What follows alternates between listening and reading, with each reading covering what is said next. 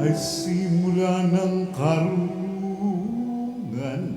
Ang kaniyang kapurikay manatili magpakailanman. Purihin ang Panginoon, siya'y ating pasalamatan sa pagsasama at pagtitipon ng kaniyang mga anak. Pagmamahal sa Panginoon ay simula ng karunungan. Ang kaniyang kapurikay manatiling magpakailanman. Sa ngalan ng Ama at ng Anak at ng Espiritu Santo. Amen. Ang pagpapala ng ating Panginoong Hesukristo, ang pag-ibig ng Diyos Ama, at ang makikipagkaisa ng Espiritu Santo naway sumainyong lahat. At sumairin. Mga kapatid, tinipon tayo bilang mga kaanib na angkan ng Diyos. Kaya dumulog tayo sa maawaing Panginoong nagpapatawad ng lubos.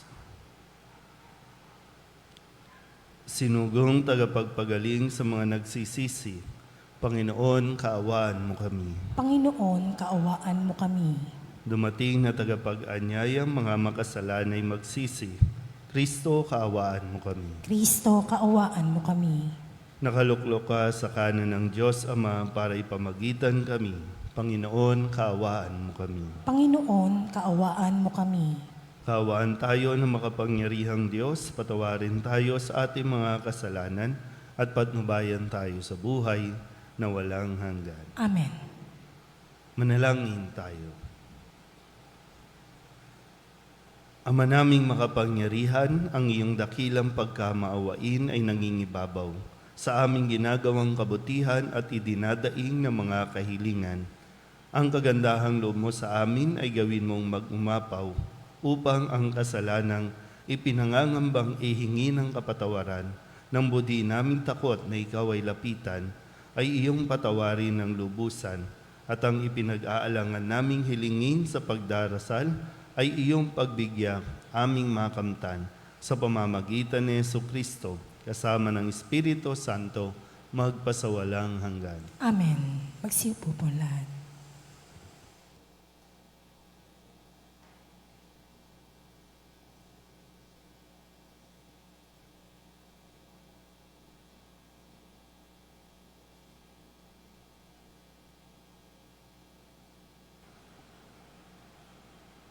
Pagbasa mula sa sulat ni Apostol San Pablo sa mga taga-Galacia.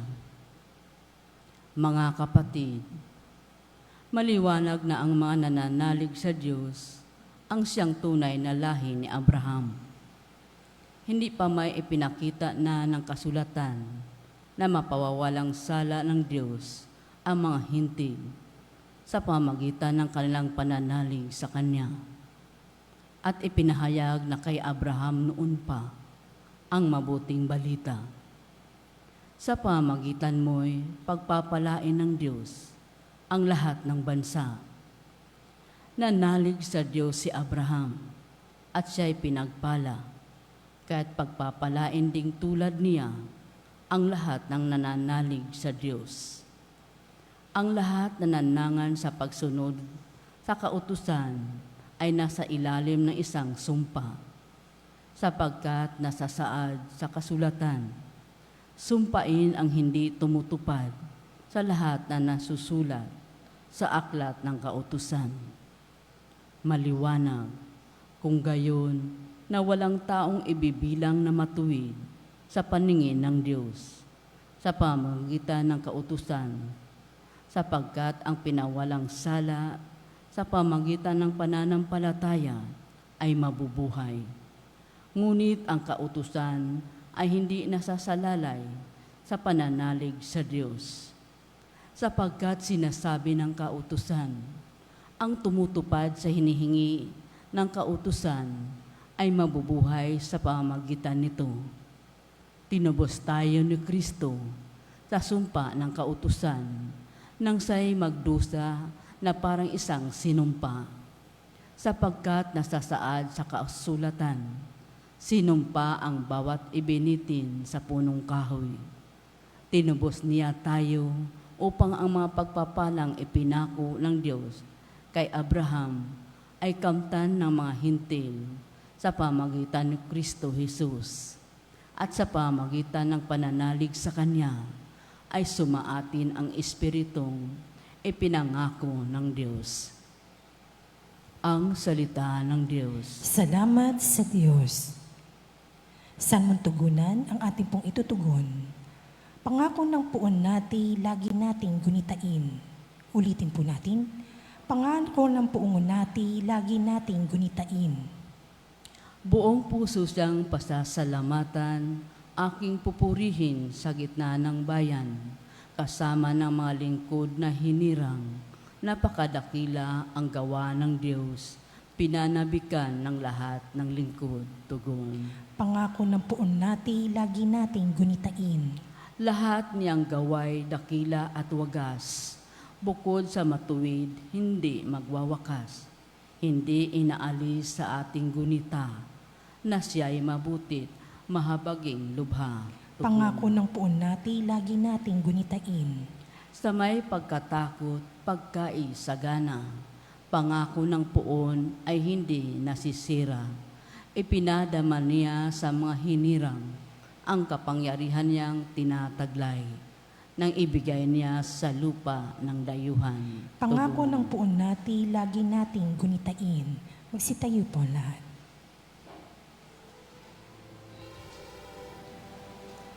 Hallelujah,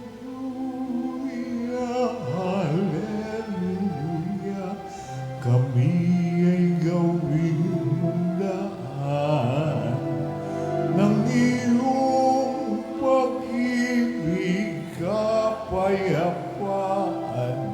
at katarungan. Hallelujah. Sumainyo ang Panginoon. At sumaiyo rin. Ang mabuting balita ng Panginoon ayon kay San Lucas. Papuri sa iyo, Panginoon. Noong panahong iyon, matapos palayasin ni Jesus ang isang demonyo, nang gilalas ang mga tao. Ngunit may ilan sa kanila ang nagsabi, si Beelzebul na prinsipe ng mga demonyo ang nagbigay sa kanya ng kapangyarihang magpalayas ng mga demonyo. May iba namang nais siyang subukin, kaya't nagsabi, magpakita ka ng kababalaghang magpapakilala na ang Diyos ang sumasa iyo. Ngunit batid ni Jesus ang kanilang iniisip, kaya't sinabi sa kanila, babagsak ang bawat kahariang nahati sa magkakalabang pangkat at mawawasak ang mga bahay roon. Kung maghimagsik si Satanas laban sa kanyang sarili, paano mananatili ang kanyang kaharian? Sinasabi ninyong nagpapalayas ako ng mga demonyo sapagkat binigyan ako ni Beelzebul ng kapangyarihang ito. Kung ako'y nagpapalayas ng mga demonyo sa pamamagitan ni Beelzebul, sino naman ang nagbigay ng kapangyarihan sa inyong mga tagasunod na makagawa ng gayon? Sila na rin ang nagpapatunay na maling-mali kayo. Ngayon, kung ako'y nagpapalayas ng mga demonyo sa pamamagitan ng kapangyarihan ng Diyos, nangangahulugang dumating na sa inyo ang paghahari ng Diyos. Kapag ang isang taong malakas at nasasandatahan ay nagbabantay sa kanyang bahay, malayo sa panganib ang kanyang ari-arian. Ngunit kung salakayin siya at talunin ng isang taong higit na malakas, sasamsamin nito ang mga sandatang kanyang inaasahan at ipamamahagi ang ari-ariang inagaw. Ang hindi panig sa atin ay laban sa akin, at nagkakalat ang hindi tumutulong sa aking mag-ipon. Kapag lumabas na mula sa tao ang isang masamang espiritu, ito'y gumagala sa mga tigang na lugar at naghahanap ng mapagpapahingahan. Kung walang matagpuan, ay sasabihin nito sa sarili, babalik ako sa bahay na aking pinanggalingan. Pagbabalik ay matatagpuan niyang malinis na ang bahay at maayos. Kaya lalabas siyang muli at magsasama ng 7 pang espiritong masasama kaysa kanya. At papasok sila at maninirahan doon. Kaya't sumasama kaysa dati ang kalagayan ng taong iyon. Ang mabuting balita ng Panginoon. Pinupuri ka namin, Panginoong Heso Kristo. Isang magandang umaga po sa inyong lahat. Ngayon po ay Biyernes ng ika-27 linggo sa karaniwang panahon at napapatuloy po tayo na ating pagninilay sa Ebanghelyo ni San Lucas kung saan ay binibigyan diin yung pagpapalalim ng ating pananampalataya. Hindi ito natatapos doon sa tayo ay bininyagan o kaya naman tayo ay mayroong renewal in the spirit, kundi nagpapatuloy na pinapaalala sa atin na dapat tayong laging magbantay. Dahil hindi natin alam kung kailan bubuelta ang masamang espiritu. Ang masamang espiritu po pwedeng sa katauhan o umanib sa ibang tao para ikaw ay tuksuhin o kaya naman mismong sa iyo, mismong sa atin ay magkukontrol ang masamang espiritu. Kaya mag-ingat-ingat tayo at laging magbantay sa kung paano tayo kumikilos, paano tayo nagre-react, paano tayo tumutugon, lalo na kung mayroong mga naninira sa iyo. Kasi dalawa lang yan. Ang masamang espiritu ay ang maninira o ikaw ang maninira. Espiritu na sasanib sa iba para siraan ka, panghinaan ng iyong kalooban, o sa iyo mismo sasanib para ikaw ang manira. So ngayon, nasaan tayo sa sitwasyon natin ito? Nakapasok na ba? Kinokontrol na ba tayo ng masamang espiritu? Kaya maganda po yun, yung pinapakilala sa atin o ipinapakita ni Jesus kung paano natin dapat ito harapin. May mga pagkakataon na kailangan mong kausapin, kailangan mo rin ipaliwanag, pero pagkatapos nun, tama na. Kasi kapag pinatulan mo pa yung mga taong nagsasabi ng hindi maganda sa iyo, hulog ka na sa trap. Kasi ang gusto ng masamang espiritu ay talagang magalit ka, magwala ka, gumanti ka. Yun ang kilos ng masamang espiritu. Pero ang kilos ng Espiritu Santo, kumalma ka. Kasi, di ba, minsan kung sino yung maingay, yun talaga yung may sanib. Yun talaga yung mayroong masamang intensyon. Basta maingay, lalo pa ngayon, no? Maingay na sa paligid, hindi natin alam kung sino ang sinasapian ng masamang espiritu dahil nagsisiraan ang bawat isa. Kahit na mayroong magandang ginagawa, pero dahil nga sa politika, ganito na ang nangyayari. Siraan dito, siraan doon, para ba matirang matibay. Pero kung talagang maganda, mabuti ang intensyon, mananatili kang kalmado. Ulitin ko po, hindi kinakailangang sagutin, hindi kinakailangan i-entertain yung mga tao na patuloy na ang nakikita lamang ay ang kasamaan. O sadyang walang nakikitang kabutihan sa kabila ng mga magagandang ginagawa mo. Amen?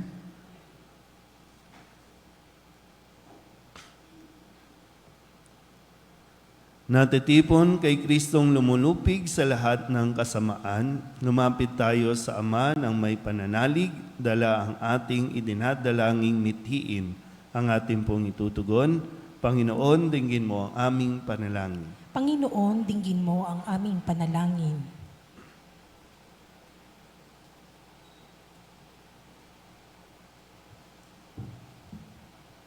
Ang simbahan naway mapanibago at magbigay ng tapat na pagsaksi sa mga tamang pinahahalagahan sa buhay upang makatulong na ibangon ang nalugmok sa nasandaindigan.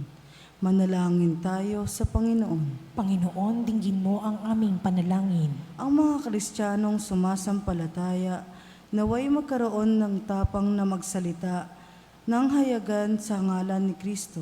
Manalangin tayo sa Panginoon. Panginoon, dinggin mo ang aming panalangin. Buong puso nawa nating suportahan ang pagtulong ng katotohanan at labanan ang hindi hayagan, impluwensya ng kasamaan. Manalangin tayo sa Panginoon. Panginoon, dinggin mo ang aming panalangin. Ang mga may sakit at may kapansanan, naway makatanggap ng kasiyahan ng pag-ibig ng Diyos mula sa mga taong nag-aaruga sa kanila. Manalangin tayo sa Panginoon. Panginoon, dinggin mo ang aming panalangin. Ang mga namayapa, naway tanggapin sa kaganapan ng kaharian ng Diyos. Manalangin tayo sa Panginoon. Panginoon, dinggin mo ang aming panalangin. Upang mamayani ang kapayapaan sa Ukraine, sa hulihan at sa buong mundo, at ipagadya nawa ang sangkatauhan sa karahasan, kasakiman at pang-aabuso ng kapangyarihan na nagdudulot ng paghihirap at kamatayan sa marami.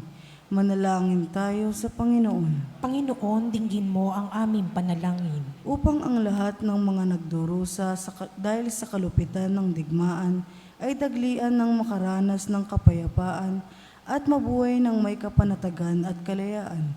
Manalangin tayo sa Panginoon. Panginoon, dinggin mo ang aming panalangin. Idulog din natin sa Panginoon ang ating mga personal na kahilingan at mga panalangin para sa ating mga pamilya, kasama din ang mga kahilingan ng mga nanonood sa online. Lahat ng mga misang pasasalamat, special na intensyon, agarang paggaling ng mga may sakit, at ang lahat ng mga kaluluwa na inihiling na ipagdasal sa misang ito.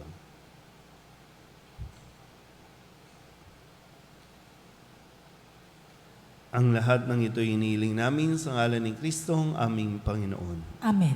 Magsiupo po lahat.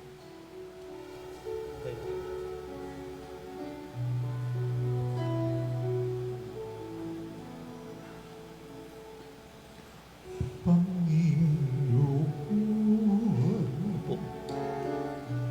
aming alay, itong alak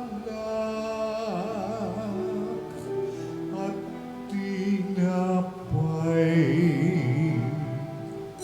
sa altar mo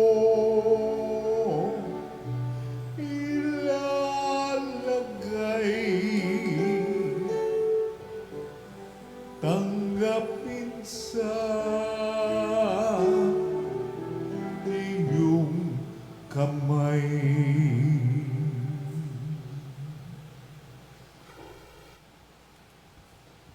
Manalangin kayo mga kabatid upang paghahain natin ang kalugdan ng Diyos Amang makapangyarihan. Tanggapin nawa ng Panginoon itong paghahain sa iyong mga kamay, sa kapurihan niya at karangalan, sa ating kapakinabangan at sa buong sambayanan niyang banal. Ama naming lumikha, tanggapin mo ang paghahain ng mga alay na iyong inihabilin at sa pagdiriwang ng dapat naming ganapin ang kabanalan ng iyong pagliligtas na way sumaamin sa pamamagitan ni Jesucristo kasama ng Espiritu Santo magpasawalang hanggan. Amen. Sumainyo ang Panginoon. At sumaiyo rin, Itaas sa Diyos ang inyong puso at diwa. itinaas na namin sa Panginoon. Pasalamatan natin ang Panginoong ating Diyos. Marapat na siya ay pasalamatan. Ama naming makapangyarihan, tunay ngang marapat na ikaw ay aming pasalamatan. Iginalugod mong likain ang sanlibutan na iyong pinagbabago at idinarangal sa pamamagitan ng iyong anak na kinalulugdan, kaya't utang na loob ng iyong mga itinatangi at ng mga banal na kapiling mong lagi ang iyong paggiliw at pagkakandili. Kaya kaysa ng mga anghel na nagsisiawit ng papuri sa iyo, nang walang humpay sa kalangitan, kami nagbubunyi sa iyong kadakilaan. Santo, Santo, Santo, Panginoong Diyos na makapangyarihan, na puno ang langit at lupa ng kaluwalhatian mo. Hosana sa kaitaasan, pinagpala ang naparito sa ngalan ng Panginoon. Hosana sa kaitaasan. Ama naming banal, ikaw ang bukal ng tanang kabanalan. Kaya't sa pamamagitan ng iyong Espiritu, gawin mong banal ang kaloob na ito upang para sa aming maging katawan at dugo ng aming Panginoong Heso Kristo. Bago niya pinagtiis ang kusang loob na maging handog, hinawakan niya ang tinapay, inasalamatan kaniya, pinaghati-hati niya iyon, iniabot sa kanyang mga alagad at sinabi, "Tanggapin ninyong lahat ito at kanin, ito ang aking katawan na ihahandog para sa inyo."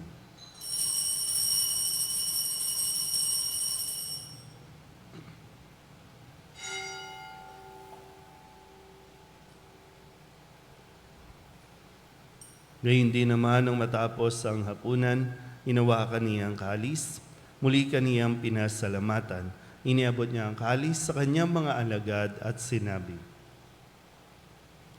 "Tanggapin ninyong lahat ito at inumin. Ito ang kalis ng aking dugo, ng bago at walang hanggang tipan, ang aking dugo na ibubuhos para sa inyo at para sa lahat, sa kapagpapatawad ng mga kasalanan. Gawin ninyo ito sa pag-alaala sa akin."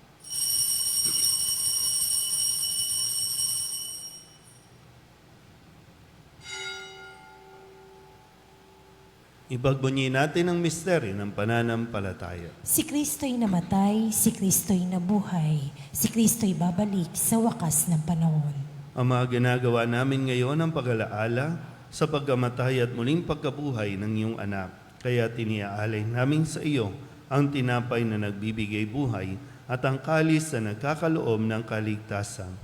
Kami napapasalamat dahil kami iyong minarapat na tumayo sa harap mo para maglingkod sa iyo.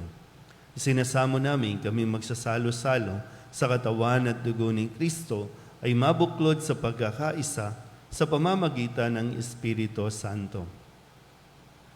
Ama, lingapin mo ang iyong simbahang laganap sa buong daigdig. Puspusin mo kami sa pag-ibig kay San Francisco na aming Papa at ni Jose na aming Obispo at ng Tanang Kaparian.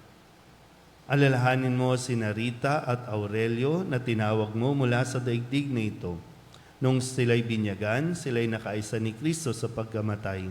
Ngayong sila'y pumanaw na may makaisa sila ni Kristo sa pagkabuhay. Alalahanin mo rin ang mga kapatid naming nahimlay na may pag-asang sila'y muling mabubuhay, gayon din ang lahat ng mga pumanaw. Kawaan mo sila at patuloyin sa iyong kaliwanagan.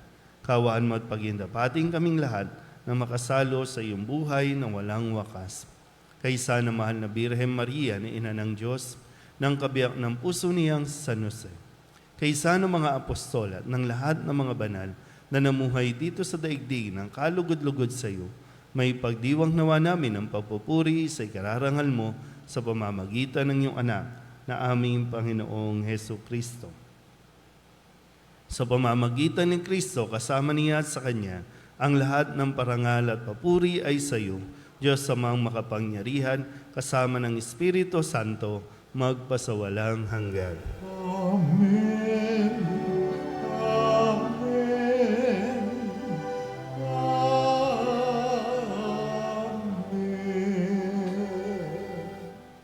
Sa tagubilin ng mga nakagagaling na utos at turo na Jesus sa Panginoon natin at Diyos, ipahayag natin ang lakas loob.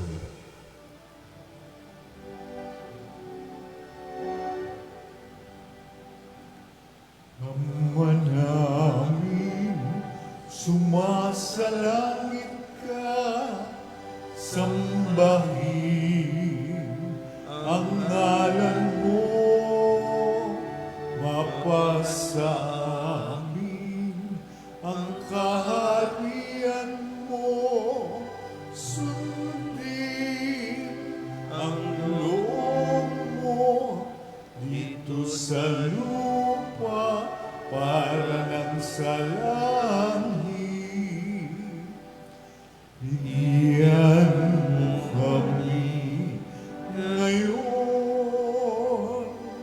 ng aming kakanin sa araw-araw. At patawarin mo kami sa aming mga sala para ng pagpapatawad namin sa nagkakasala sa amin.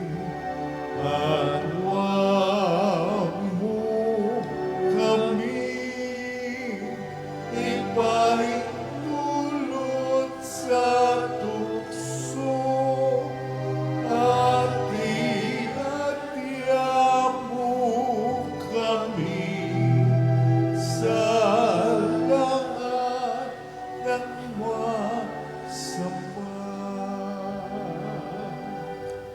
Hinihiling namin kami iadya sa lahat ng masama, pagkalooban ng kapayapaan araw-araw, iligtas sa kasalanan at ilayo sa lahat ng kapahamakan, samantalang aming pinananabikan ang dakilang araw ng pagpapahayag ng tagapagligtas naming sa Hesus Kristo. Sapagkat iyo ang kaharian at ang kapangyarihan at ang kapurihan magpakailanman. Amen.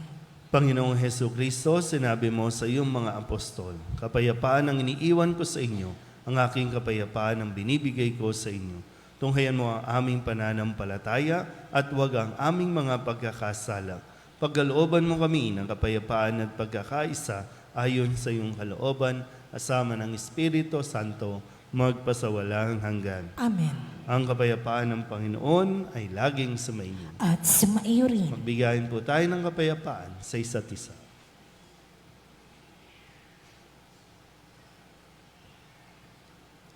Kordero ng Diyos na nag-aalis sa mga kasalanan ng sanlibutan, maawa ka sa amin. Kordero ng Diyos na nag-aalis sa mga kasalanan ng sanlibutan, maawa ka sa amin. Kordero ng Diyos na nag-aalis sa mga kasalanan ng sanlibutan, ipagkaloob mo sa amin ang kapayapaan.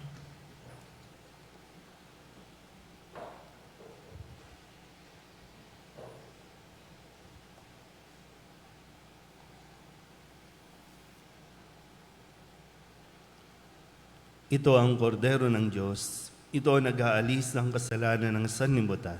Mapalad ang mga inaanyayahan sa kanyang piging. Panginoon, hindi ako karapat-dapat na magpatuloy sa iyo, ngunit sa isang salita mo lamang ay gagaling na ako.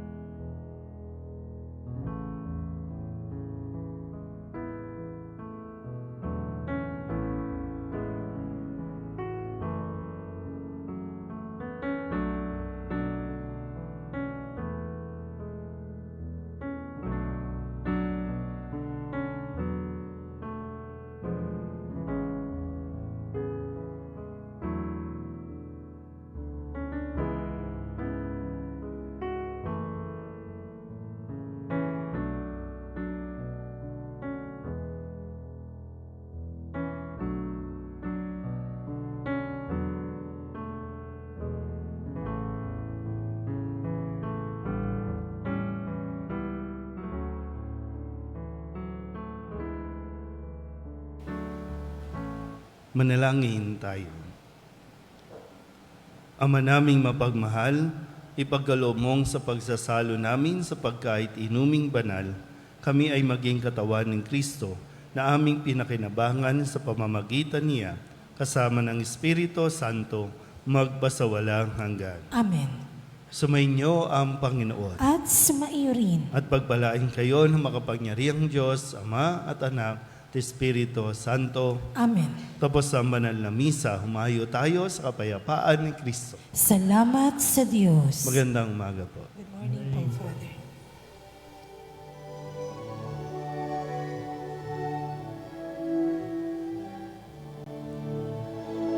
Walang sinuman ang nabubuhay para sa sarili lamang. Walang sinuman ang namamatay para sa sarili lamang. Tayong lahat ay may pananagutan sa isa't isa. Tayong lahat ay tinipon ng Diyos na kapiling niya.